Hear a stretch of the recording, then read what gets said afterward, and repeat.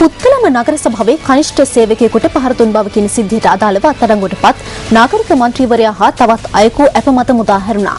ඒ සැකකරුවන් පුත්තලම වැඩබලන මහේස්ත්‍රාත්වරයා හමුවට ඉදිරිපත් කිරීමෙන් අනතුරුවයි. රුපියල් 25000ක ශරීර ඇප දෙකක් මත ඔවුන් දෙදෙනා මුදාහරින ලෙස මහේස්ත්‍රාත්වරයා නියෝග කර තිබෙනවා. ප්‍රහාරය සම්බන්ධයෙන් සැකකාර මන්ත්‍රීවරයා හා අනෙක් සැකකරු අද පොලිසියට බහර වීමෙන් අනතුරුව අත්අඩංගුවට ගැනුණා. ඊයේ මෙම පහර දීම සිදු ඇත්තේ පුත්තලම නගරයේ සතිපොළ පැවැත්වෙන දිනය සම්බන්ධයෙන් මතු ගැටුමක් දුරදිග යෑමෙන්. මට නගර සභාවෙන් නියම වුණු වැඩ කරගෙන හිටියේ. මගේ බෙල්ල මිරිකුවා. ඊට පස්සේ මගේ කම්මුලට පහරක් ගැහුවා.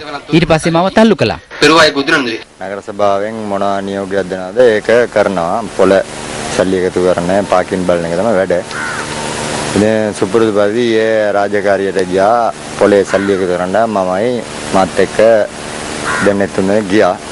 යන අවස්ථාවේදී 12 මාර්ට පමණ ඊට කිව්වා සෙනසුරාදා පොළ තියන්න බෑ.